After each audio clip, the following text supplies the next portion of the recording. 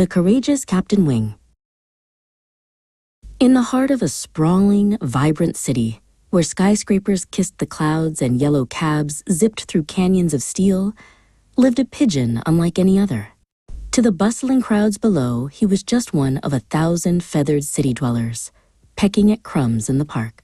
But when trouble brewed, this mild-mannered pigeon, known to his friends as the Coup, would transform into the high-flying hero of justice, Captain Wing. He was the silent guardian of the city, the protector of its parks and monuments, and the sworn enemy of all things unjust. One bright and breezy afternoon, a sinister shadow fell across the sun-drenched park. A colossal airship, shaped like a menacing crow with sharp, angular wings, descended from the clouds, its dark form blotting out the blue sky. At the helm was the nefarious Baron von Crow, a villain of the highest caliber with a particular penchant for pilfering public property. His cruel laughter echoed through a loudspeaker, a sound that sent shivers down the spines of the picnicking families below. "Citizens of this fair city," the Baron's voice boomed, dripping with arrogance, "prepare to part with your precious public art. My magnificent magnet will pluck your statues from their pedestals like ripe cherries from a tree. Soon, they will all belong to me." Down below, the Coup heard the Baron's boastful proclamation. His pigeon heart swelled with righteous indignation. This was a job for Captain Wing. With a mighty coo that echoed through the park, he leaped into the air. A flash of brilliant golden light enveloped him, and in his place was the caped crusader, Captain Wing.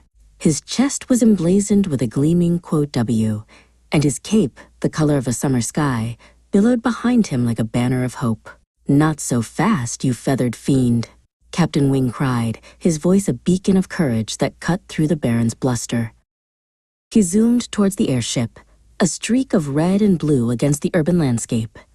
The Baron, startled by the hero's sudden appearance, sneered from his cockpit. "Captain Wing, you're just a glorified pigeon. You cannot possibly stop me and my technological terror." The Baron cackled, his confidence unshaken by the hero's dramatic entrance. The Baron activated his giant magnet. A powerful, invisible force surged downwards, latching onto a bronze statue of a famous poet.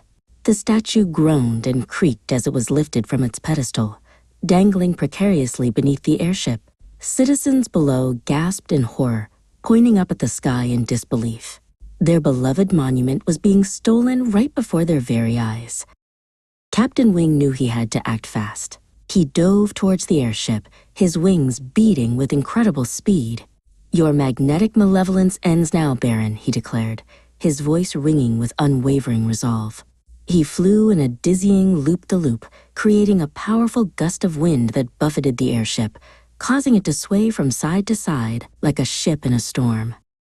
The Baron, struggling to maintain control of his vessel, growled in frustration. "You meddlesome mite, I'll swat you out of the sky." He deployed a swarm of robotic crows from the airship's underbelly.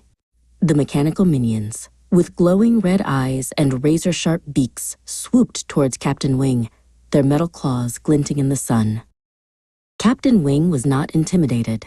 With a series of acrobatic twists and turns, he dodged the robotic crow's attacks.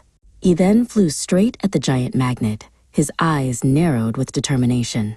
He knew that to save the statues, he had to disable the source of the Baron's power. With a final, powerful burst of speed, he struck the magnet's control panel with a mighty kick. Sparks flew, and the magnet sputtered and died. The crowd below erupted in cheers as Captain Wing gently placed the statue back on its pedestal. The Baron von Crow, his plan foiled, shook his fist in rage and retreated in his damaged airship. Once again, the city was safe thanks to the bravery and quick thinking of the one and only Captain Wing. As the sun set, the Coup, once again in his civilian disguise, contentedly pecked at a discarded pretzel, the city's unsung hero.